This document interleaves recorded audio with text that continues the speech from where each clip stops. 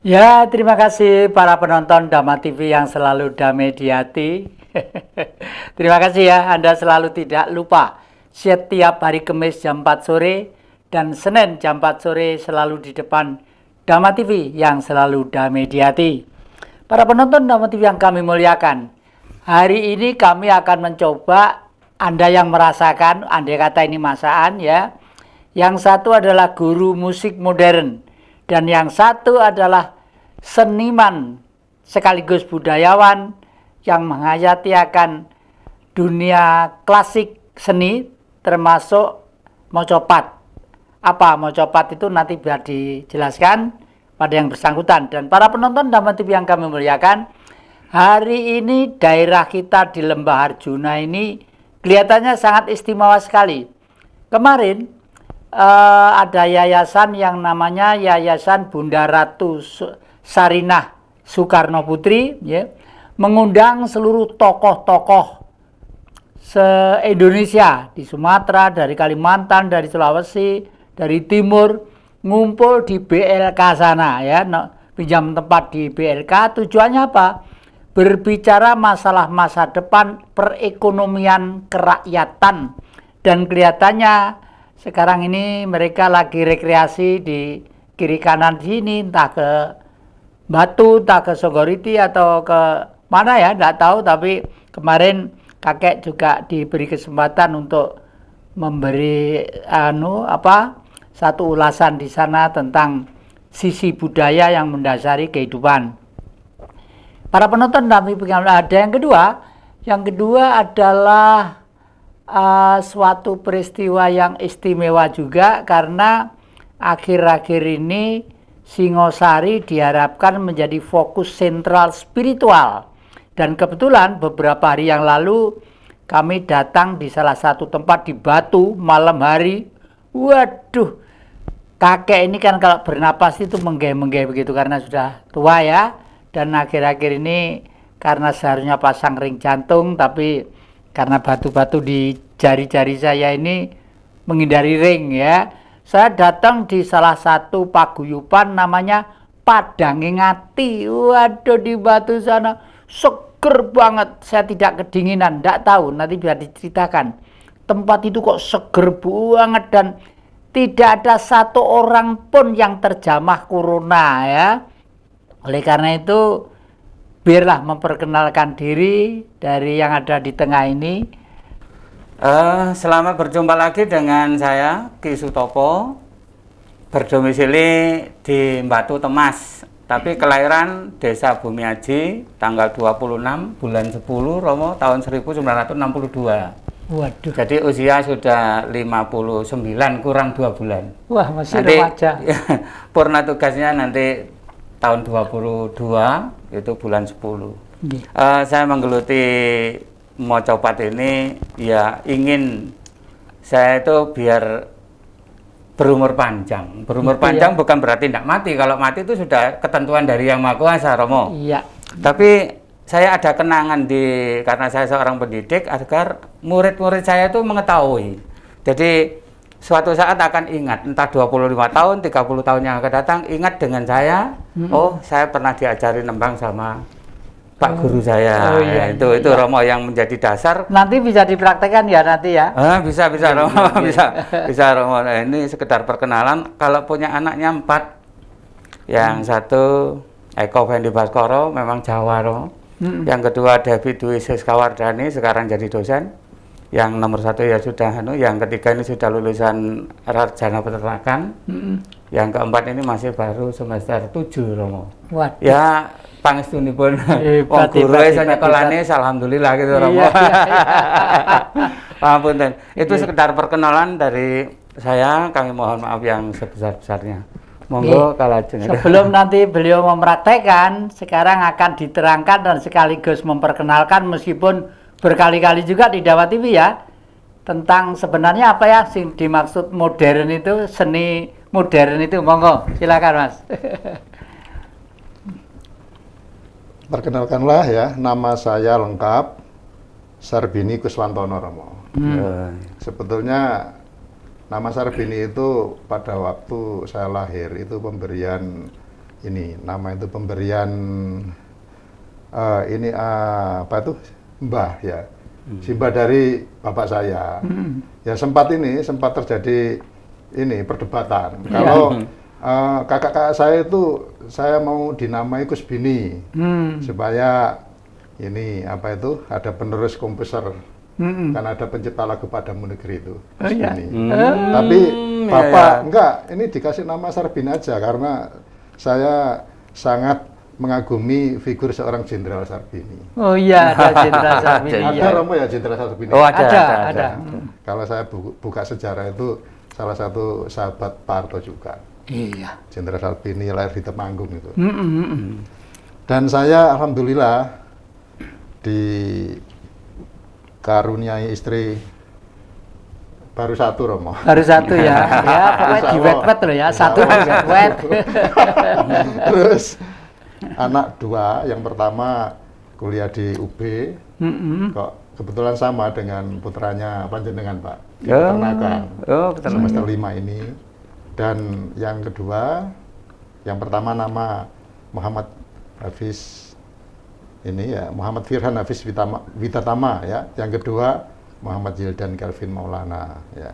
Alhamdulillah kedua-duanya juga menuruni bakat-bakat saya. Yang kedua ini juga ya hobi menyanyi, ya main piano klasik. Dan asik itu. Keluarga seniman. Ya. Alhamdulillah, jadi ada pewarisnya. Jadi nanti andai kata di Dhamma TV itu ada satu unit, ya yang sederhananya di sini sama sambil nyanyi sambil ini bisa ya. Siap, Bro. Saya doakan mudah-mudahan Dhamma TV membeli piano. Iya piano ya. Piano ditaruh di sudut, nanti kalau ada yang berapresiasi untuk memainkan alat musik dan menyanyi, itu bisa terlayani. Sebetulnya kalau ada alatnya saya siap menyanyi dan bermain piano. Gitu ya. Karena saya juga termasuk salah satu ini ya pendidik musik ya di formal dan non formal. Ya. Berarti kan katanya ngajar di online juga ya? Ya ini nggak seberapa ini. Yang paling banyak ini ya di ini ya. Di sekolahan ya. Berarti Pak Guru juga sama. Kebetulan sama. Non formalnya juga saya punya sanggar namanya Sanggar Harmoni, menerima privat Romo. Semua jenis-jenis musik, mulai dari rumpun gesek, rumpun petik, rumpun tiup, dan rumpun ritmis itu saya siap melayani. Maaf Mas, istilah seni musik modern itu sebenarnya konotasi dan batas-batasnya apa aja sih? Gini, musik modern lahir itu kan setelah dekade musik klasik dan barok ya. Nah, karena perkembangan zaman itu menuntut bahwa musik itu didukung dengan teknologi. Akhirnya muncullah sebuah musik modern yang notabene dengan alat-alat yang didukung dengan peralatan-peralatan elektronik. Nah, kalau di masa modern ini, kalau kita masih bersikukuh dan idealisme untuk mempertahankan musik klasik yang alatnya itu sebatas mungkin hanya digesek biola, mungkin flute atau piano, atau itu gitar. sudah artinya sudah tidak ini signifikan. Artinya kalau diterapkan di masa-masa zaman modern. Betul. Nah, kalau saya mendidik, pokoknya kamu harus bisa klasik. Ya, paling 1 bulan murid saya sudah lari. Pokoknya melulu harus bisa baca not balok. Nah, kalau dulu itu kan memang ini, apa itu, seorang guru itu idealismenya kan tinggi. Harus bisa membaca not balok, dan harus materi sekian harus diselesaikan dalam waktu sekian minggu. Kalau tidak bisa, diberikan semacam sanksi dan sebagainya. Kalau zaman sekarang anak digitukan lari, Romo. Lari? Iya. Akhirnya tidak mau belajar. Aduh, G. Jadi sayang ya sekarang tidak ada ininya ya, kembali ke ini ya Pak, maaf Mustopo ini. Anu sewu, jenengan sampai menggeluti dunia permocopatan itu memang keluarga itu sejak jenengan masih kecil atau itu berangkat karena niat sendiri setelah dewasa? Begini Romo, saya dulu itu pernah mendengarkan cerita dari guru saya kelas 5 SD. Makanya ini saya belajarnya itu guru saya kelas 5 SD, saya masih melekat di dalam diri saya. Sekarang saya sudah jadi guru dan sudah hampir pensiun. Itu diajari namanya dulu itu blendrang Romo. Blendrang juga pucung juga umpak itu dikasihkan saya sampai ingat. Sampai sekarang ini masih ingat. Jadi istilahnya lilo lilo lina lisoyo kadrio itu umpak ya Romo. Iya. Trias moro kasmaran sang kadirate rate ratu ratune wong jaya kembang kembang jaya kusumo arum gandanyo. Lah itu masih terngiang-ngiang. Jadi dengan seperti itu, oh berarti guru saya yang sudah meninggal berpuluh-puluh tahun yang lalu saya masih ingat. Berarti namanya itu masih tetap saya ingat gitu loh. Iya. Dengan motivasi seperti itu saya juga ingin jadi anak murid saya itu nanti bisa mengingat saya walaupun saya sudah nggak ada gitu loh Romo. Jadi itu awal mula saya menggeluti mocopat ini. Iya. Lah sekarang mocopat yang mau sampean praktekkan biar orang merenung di rumah ya. Suatu saat biar membuat paguyuban, kumpulan mocopat. Kira-kira apa yang mau iya. tembangke? Gini Romo, kalau gini Romo, ya jadi orang itu tak kenal maka tak sayang. Betul. Seperti musik klasik atau musik kolaborasi, kalau tidak kenal kan tidak sayang. Lah harus tahu dasarnya dulu Romo. Jadi dasar daripada tembang mocopat itu adalah ada sebuah tembang namanya tembang pangkur Romo. Jadi yang menciptakan itu wali-wali tanah Jawa. Nah, wali-wali itu kan ada dua kelompok Romo, Islam Abangan dan Islam Putihan. Itu dulu, gitu seperti itu. Jadi yang Putihan itu tidak ngerti masalah Kaprajan, tapi kalau Islam Abangan ini ngerti masalah babakan Kaprajan. Nah, ini oleh karena itu Islam Abangan ini termasuk Kanjeng Sunan Kalijogo dan lain sebagainya, itu membuat media dakwahnya itu melalui tembang mocopat itu Romo. Nah, kalau kita tembangkan gimana? Kalau Monggo, nanti untuk filosofinya juga saya bisa jelaskan sedikit sebatas kemampuan saya Romo ya. Iya, nggih. Kanjeng Sunan Kalijogo ingkang repto kang dandang kula yakti Sunan Gunung Jati Pucung Jeng Sunan Bonang Turmo Mas Kumambang Yaku Sunan Mojo Agung Tembang mijil ingkang ripta Sunan Geseng Asma Negi Sunan Kiryas Morodana Datan Kantun Jeng Sunan Pajangki Nandi Sunan Muria Poto Pangkur dene sinom kang repto datan sanes jeng Sunan Giri Rumuhung megatro iku kang nyoso nangge Kanjeng Sunan Giri. Waduh, hebat itu. Tembang pangkur itu ya saking hebatnya sang pembuat atau karya itu ya, sampai bayangan saya loh, orang tidak ngerti pun ikut hanyut. Alangkah baiknya kalau itu menjadi dimengerti ya. Yang pertama tadi itu bait tadi bunyinya apa Mas bunyinya? Sekar Pangkur. Sekar Pangkur untuk istilahnya Kanjeng Sunan Kalijogo, Guru Sitilah itulah. Jadi yang jadi Sekar Pangkur itu adalah sekar itu kembang, pangkur itu ya pangkur, artinya nama gendingnya ya. Iya. Para penonton dan hadirin yang kami muliakan, asik sekali ya kita bedah terus si mocopat ini. Jangan kemana-mana, masih di depan Jejak Ki Jati.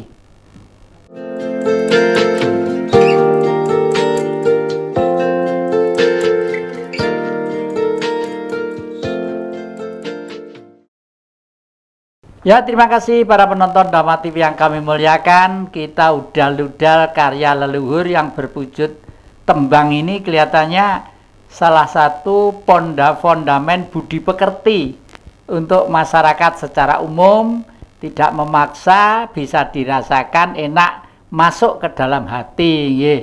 Tadi kalau tidak salah, Mas Topo ya, saya dengarkan dari depan sampai atas itu menceritakan sampai besok kalau kita sudah mungkur ya, mungkur hidup artinya masuk ke alam kematian lah kasarannya seperti itu, nggih.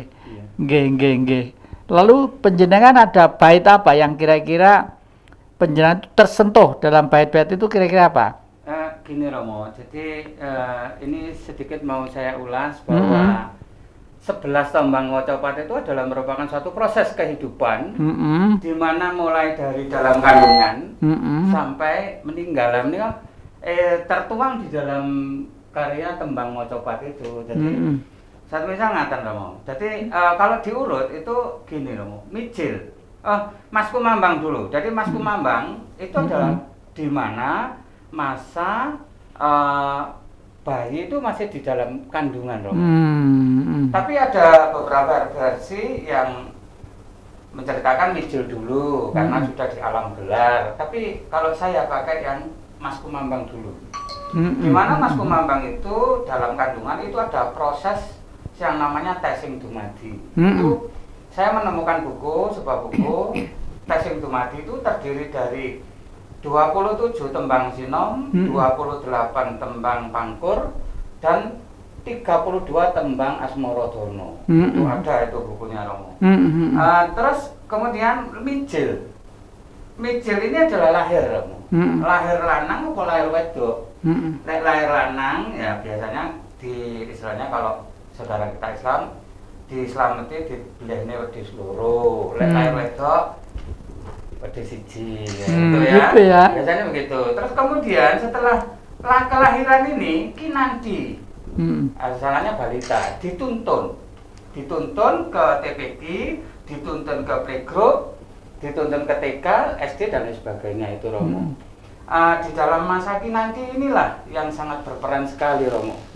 Karena nanti kalau sudah sinom, bocah remaja itu berpikir hanya satu kali. Kalau kinantinya ini tidak mateng, apalagi kalau sudah kenal namanya Asmorodono, fase Asmorodono. Nah ini berbahaya sekali Romo. Iya. Apalagi dunia sekarang.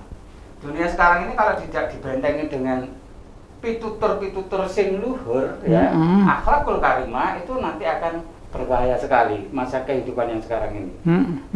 Kemudian meningkat lagi, namanya Asmorodono. Setelah Asmorodono ada yang pakai gambo, ada yang langsung dandang gulo. Tapi saya pakai dandang gulo Romo. Dimana setelah Asmoro ini menuju ke rumah tangga. Berarti pai gedere wong rumah tangga. Iya. Nah di dalam rumah tangga, terus setelah itu setelah dandang gulo, tapi ada loh Romo. Jadi sebuah pengertian yang mengatakan gambo dulu. Setelah Asmorodono gambo, wis jumbo menyatu dalam satu tujuan. Ngaten nggih saged Romo. Gambo itu jumbo itu ya. Ya, ada yang mengatakan seperti itu. Jadi tapi saya karena orang Jawa itu kan benih ya Romo. Jadi wis Jawa itu wis benih. Jadi punya pendapat ini dasarnya ini monggo kan gitu Romo ya. Tidak perlu diperdebatkan kan ngaten Romo. Iya. Terus kemudian kita lanjutkan setelah Dandang Gulo itu ada namanya Durmo. Durmo ini kalau saya artikan kalau ada kata dur itu pasti angkoro. Dur Momolo, dur angkoro, dur yudono, dur sosono dan lain itu. Durmo gati. Nah itu merupakan suatu perwujudan daripada angkara. Nah setelah Durmo kemudian ini saya pakai gambo karena tukang gambo ini adalah tukang ngelakoni angkoro.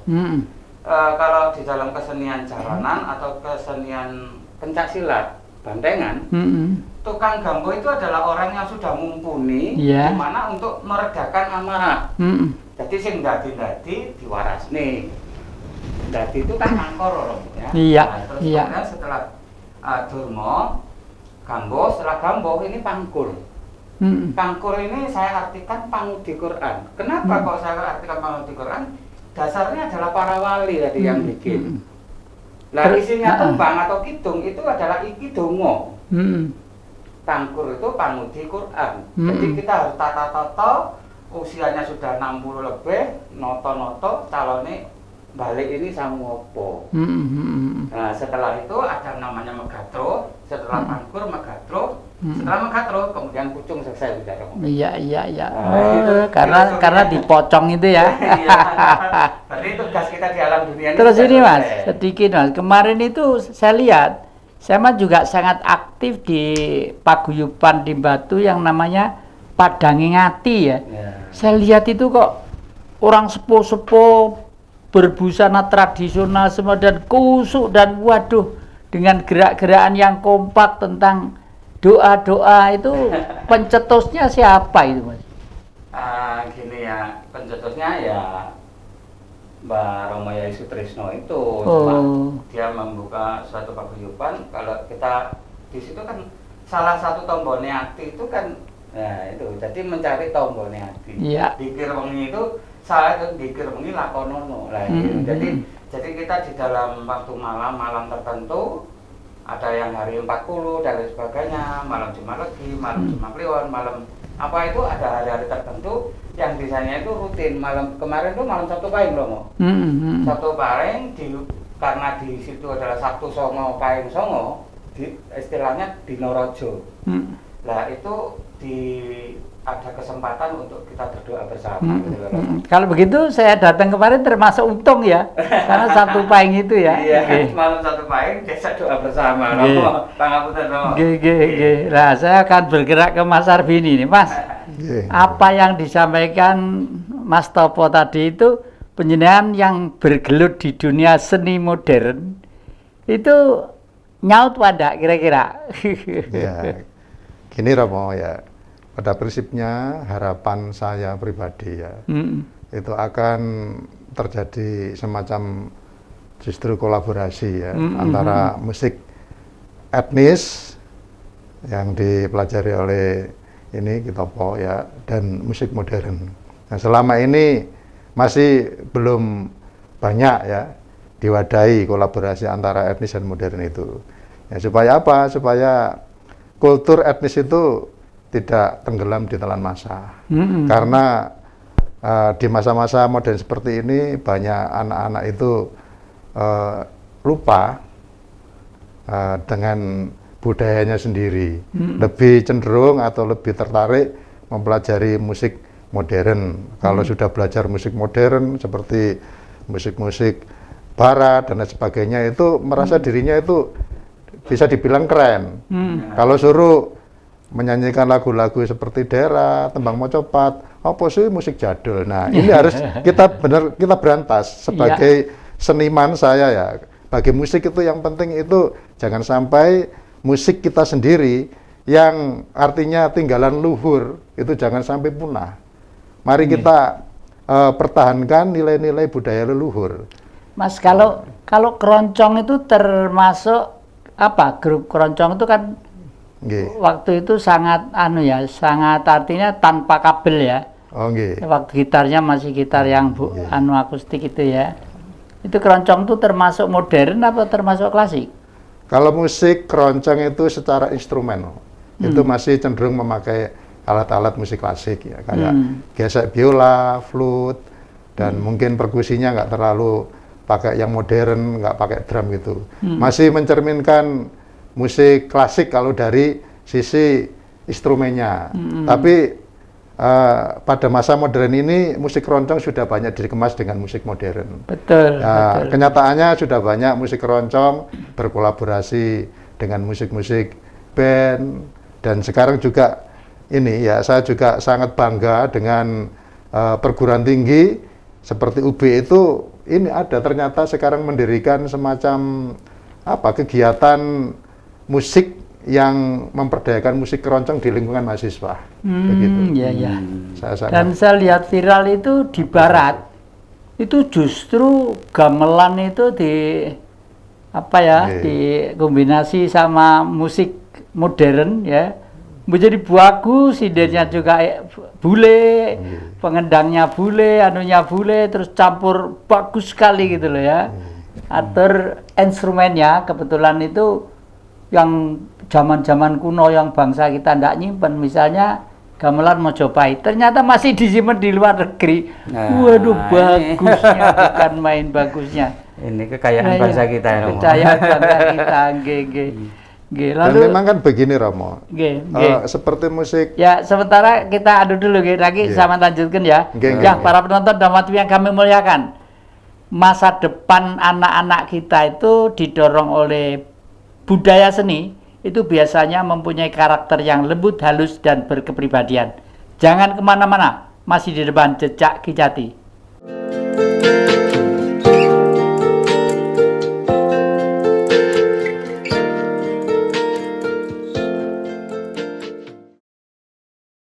Ya, terima kasih para penonton Dharma TV yang kami muliakan. Tadi kakek bilang ya, anak-anak yang muda itu biasanya kalau dilatih langsung atau tidak langsung mengenal seni-seni tradisional, entah itu keroncong, entah itu gamelan, entah itu apalah.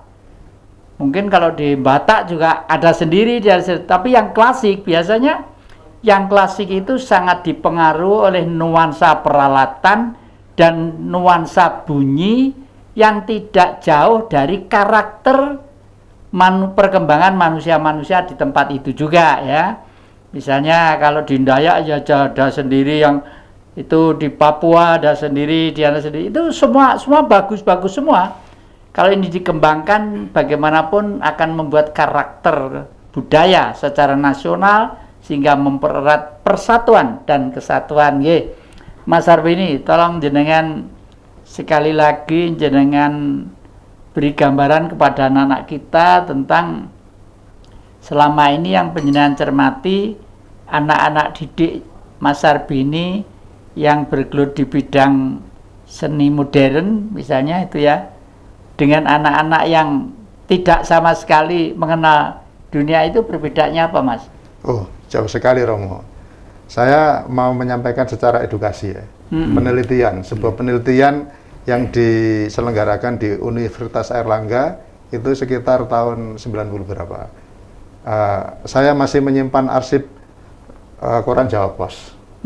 Seorang tim Fakultas Kedokteran mengadakan penelitian tentang pengaruh musik terhadap perkembangan sel otak. Di waktu itu, ini nggak apa-apa, memerlukan waktu yang sedikit panjang, Romo ya, ulasan ini ya. Nggak apa-apa. Jadi ada seorang peneliti meneliti sel.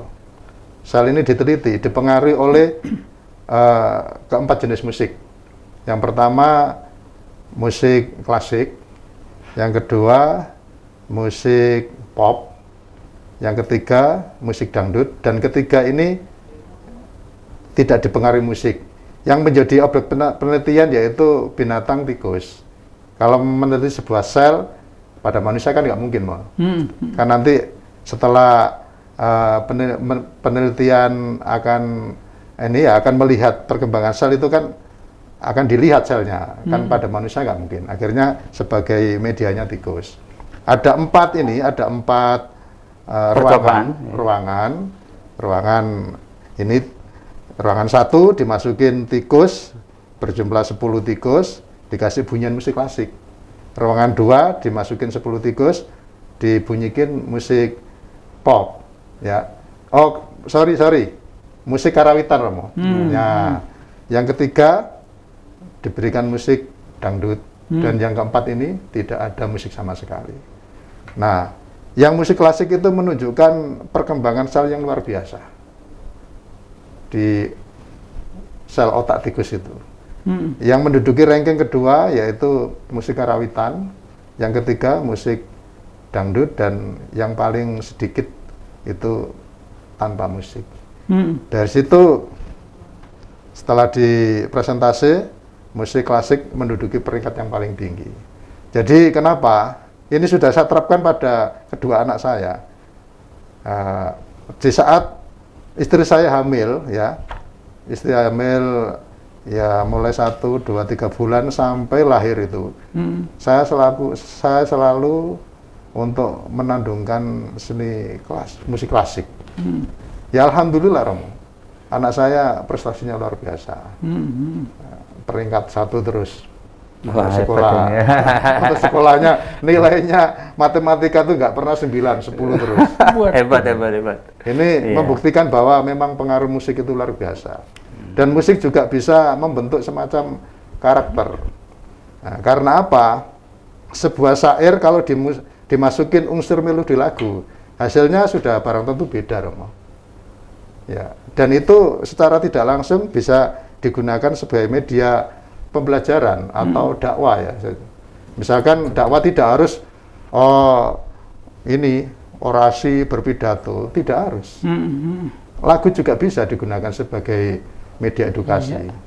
Misalkan lagu, kalau ini kan temanya ini ya proklamasi hari kemerdekaan ya. Misalkan melodi lagu Indonesia, melodinya kan tang tang tang tang tang tang tang tang tang tang. Nah, ini melodi. Nah, dimasukin unsur syairnya, lirik Indonesia tanah akhir beta. Nah, kalau kita interpretasikan sebuah lagu lirik Indonesia tanah air, apa yang ada di dalam otak kita ya. Kita interpretasi, kita renungkan, kita hayati. Luar biasa itu. Lagu-lagu nasional. Ini kan temanya hari kemerdekaan ya. Sampainya begitu, Romo. Jadi musik itu sebetulnya ruang lingkupnya cukup luas sekali. Digunakan untuk media apa saja bisa, Romo. Tentang anak nakal dikasih lagu judulnya Narkoba, Mira Santika. Dia akan secara dia langsung sadar mendengarkan, loh, oh begini ya dampaknya narkoba. Padahal pada saat itu dia minum sambil menyanyikan lagu, mendengarkan lagu tentang judulnya narkoba.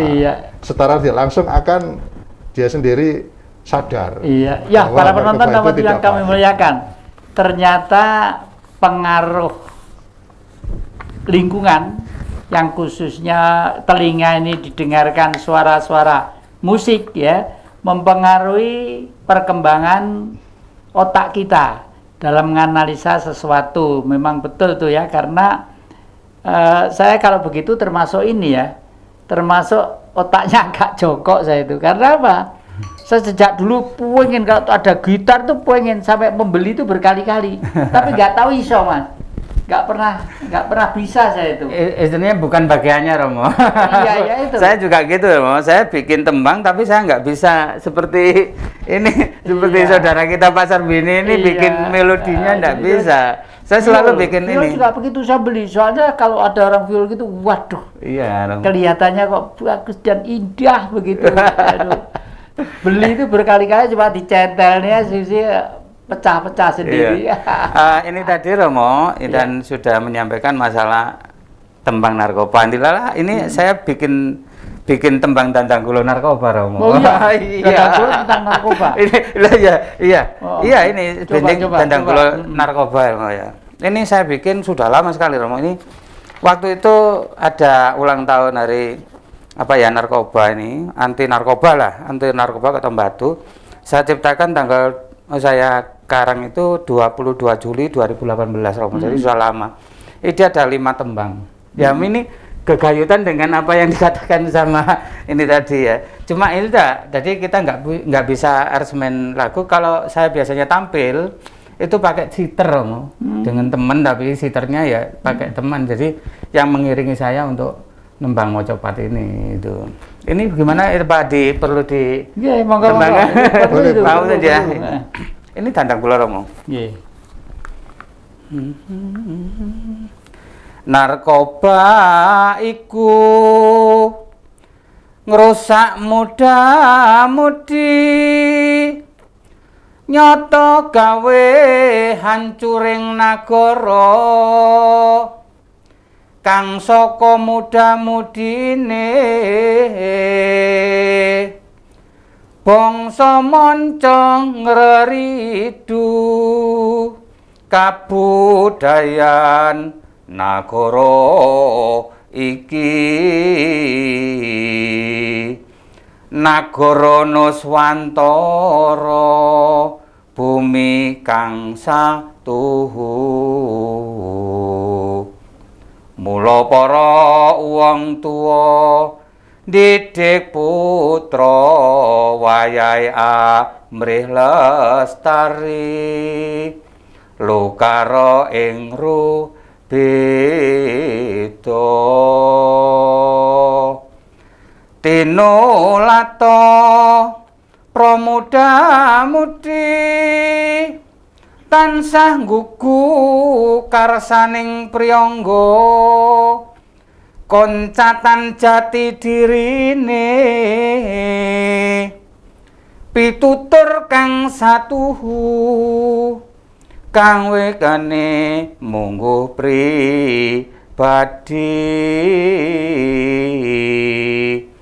tansah ngumbar angkara narkobaden ulu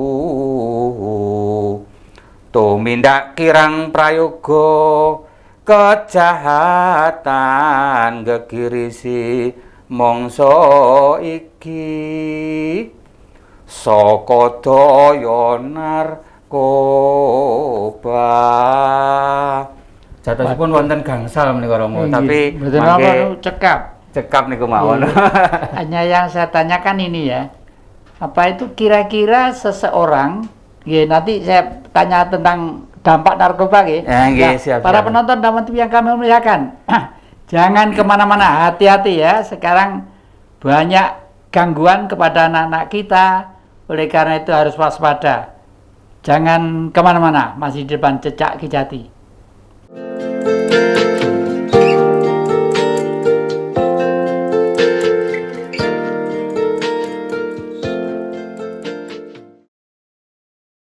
Ya, terima kasih para penonton Dhamma TV yang selalu damai di hati. Anda masih setia di depan Dhamma TV, dan Dhamma TV memang selalu memberi informasi yang penting untuk kepentingan masyarakat secara umum, dan umumnya adalah kepentingan NKRI supaya tetap jaya.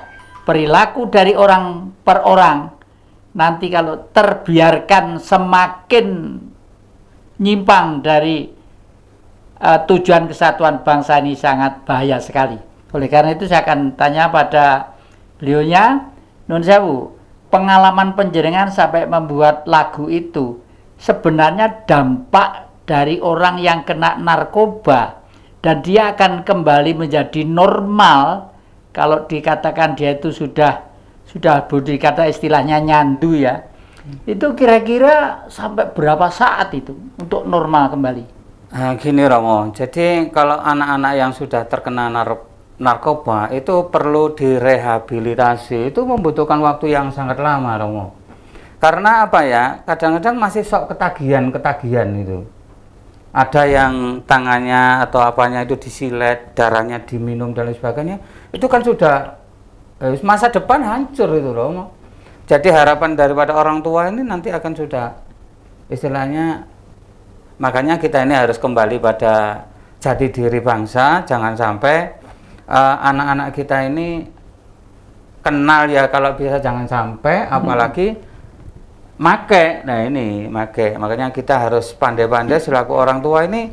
Wong tua itu ewoyo yang pambuti. Jadi ini dalam lagu berikutnya itu Romo, jadi merasa sulit bagaimana ya, diawasi, dikekang, itu anak sekarang ini juga sulit Romo. Iya. Tapi minimal, makanya saya tadi dalam tembang Kinandi itu dikanti pitutur-pitutur luhur, dikanti akhlak yang bagus agar tidak terjerumus.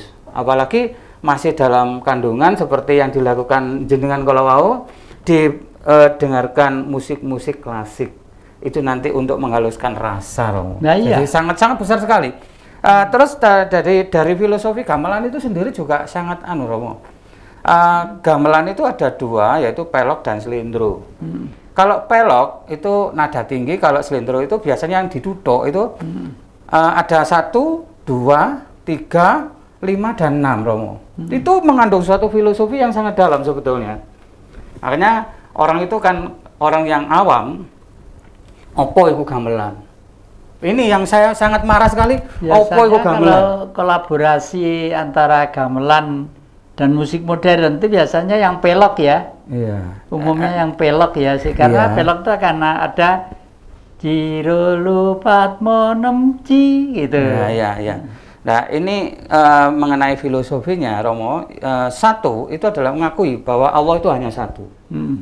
Dua itu adalah isen-isening jagat. Dalam filosofi gamelan yang ditutuk itu loh, Romo. Yang ketiga ini adalah tri telu-telu ning atunggal. Jadi Bopo Biung Gusti lah ini kalau dijabarkan ini masih banyak, tri yang lain itu masih banyak sekali. Kemudian lima ini adalah dasarnya negara. Kalau di dalam Islam juga rukunnya Islam. Kemudian 6 ini adalah rukunnya iman. Kalau di jumlah ini 17. Ya, seperti sekarang ini, sopo sing bisa ngedekne gendera merah putih yang kono bakal uripe hamardika ningrat. Nah ini merdeka diri pribadi. Ini dalam 17 Agustus ini kita kembali kepada jati diri bangsa. Merah putih kudu iso ngedekno merah putih. Kalau kita merah putih, ya jelas kita merdeka, Romo. Merdeka itu kita sendirilah dulu yang merdeka. Iya, Jangan sampai kita ini terpengaruh ini dan itu, kita tidak punya pribadi. Ini saya kira. Dan memang betul loh, ternyata kemarin itu anak kecil umur berapa ya? Umur kira-kira 5 tahun kan, enggak 7 tahun. Iya.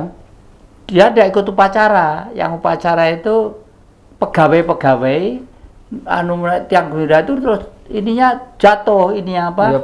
Iya, putus itu ya, Putus Romo. itu Iya, anunya iya, ya, iya. talinya ya. Iya. Lu anak kecil itu dari kuampang ngeluarin mau aja, Nah, sampai tinggi terus betulin itu ya. Iya, iya, Waduh, iya, betul itu karena pernah mendengarkan lagu-lagu nasional itu mungkin ya. Semangatnya tumbuh gitu Ya. Emang kok ada waktu sedikit Mas Sarbini mau nyampaikan apa kepada anak-anak Nggih. tentang ini? Saya juga akan sedikit menambah atau menyempurnakan saja. Kalau Romo tadi itu musik apa itu yang bisa dikolaborasi hanya musik apa Romo pelok ya. Pelok. Sebetulnya dua-duanya bisa Romo. Oh, bisa. Jadi pelok maupun selindro itu Bisa, bisa dikolaborasi dengan musik-musik modern. Yang dilantunkan oleh Ki Topo tadi itu kan sejenis selindro ya. Selindro itu notasinya terdiri dari 1, 2. do re mi sol la sol mi re do na na na. Nah, itu iya, mau. iya. Iya. Nah, kalau yang ini yang pelok terdiri notasinya do mi fa sol si. Nah, itu biasanya lebih bernuansa keraton. Nah, kalau selindro lebih lebih ke apa etnis kerakyatan. Kerakyatan. Betul.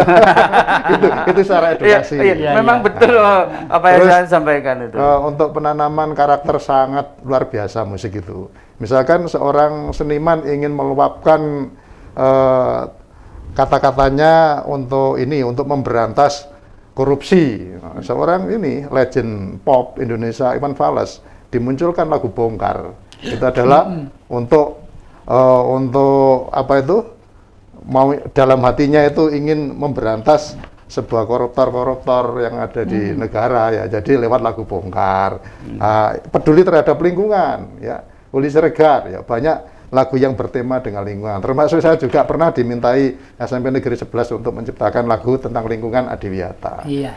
SMP Negeri 11 Adiwiyata, lingkungan indah jadi harapan kita. Itu saya aransemen sendiri, saya tulis sendiri, menyesuaikan dengan tema-tema lingkungan. Banyak. Itu kalau di gamelan termasuk pelok apa selindro? Kalau musik modern itu tangga nadanya termasuk tangga nada diatonis, dia lebih luas. Lebih banyak notasinya, lebih apa itu eksplorasinya itu lebih banyak lah. Kalau tangga nada diatonis itu sudah termasuk kromatisnya masuk, termasuk yang ini kalau piano itu nada putih dan hitam. Itu gitu. lebih banyak. Dan memang musik itu kelihatannya termasuk musik dalam tanda petik, entah itu gamelan, entah itu termasuk yang disukai oleh para leluhur. Nanti kelompok-kelompok dari Surabaya, kiai-kiai dari Pesuruan sebagian ya, akan berjalan dengan saya ke Blitar. Di Blitar itu di desa Papungan itu sebenarnya Kapulungan. Terus pada waktu Mataram Baru itu kok dirubah jadi Papungan. Lah, di situ ada gamelan yang tidak kelihatan. Besok saya ajak ke sana orang-orang dan saya mau suguh di sana. Tadi sudah membeli kemenyan, membeli apa-apa ya. Siapa tahu kalau dayanya musik leluhur itu masih bisa mempengaruhi sawah-sawah, karena pada waktu dulu itu masih diuri-uri, sawah itu hasilnya banyak, Mas. Dan yang tidak nguri-uri, tikus itu banyak. Jadi saya percaya kalau tikus itu juga ada yang istilahnya ada yang ngomong loh. Betul. Ada yang ngomong. Namanya ngerti harus ngomong. Subur cangkring namanya itu, ada witnya cangkring kecil itu. Lah kalau bersih desa, misalnya besok malam bersih desa, sore harinya gini selamatan di situ ya, berdoa-doa, Mbah mau pinjem gamelan, anak cucu besok mau bersih desa gitu. Besok pagi itu gamelan udah lengkap, tapi selendro, perunggu selendro gitu. Terus kalau sudah dikembalikan, lah hilangnya itu begini. Pada waktu meminjam itu ada syarat, tidak boleh satu pun ada yang diganti. Tidak boleh ada yang diganti. Pakunya tidak boleh diganti, ininya tidak boleh diganti, termasuk tamparnya tidak boleh diganti. Ya, yang tukang ngegong itu namanya dugel dan tumper kembar. Saya masih ingat itu, dalangnya itu Pak D saya, Pak Sudarsono Sayem itu Pak D saya. Terus itu gawir gini anunya itu. Mau putus gitu. Lah yang kegong kan takut sih dugel itu. Khawatir dipukul glodang gitu. Dikati kembalikan besok itu dipinjam sampai sekarang sudah enggak diperbolehkan. Dan panen-panen di sana karena masyarakat dianggap itu musyrik, syirik ya. Tidak seperti dulu. Panennya itu bagus. Sekarang terpaksa ya tikus kalau nggak dioprak-oprak gitu ya, terus panennya itu loh Mas, kayak cedat-kecedat gitu loh, gabuk-gabuk gitu dan sebagainya. Ya, para penonton Dhamma TV yang kami muliakan, kelihatannya kita bicara dengan dunia gaib itu masih perlu waktu yang banyak ya. Nanti kapan-kapan di Dhamma TV ini kita bicara dengan orang-orang yang sangat kompeten dan paham tentang itu. Jangan lupa kita ketemu setiap hari Kamis jam 4 sore dan diulangi hari Senin jam 4 sore juga. Terima kasih kalau ada kekurangan dan kekelapan. Mohon maaf yang sebesar-besarnya. Rahayu. Rahayu. Rahayu.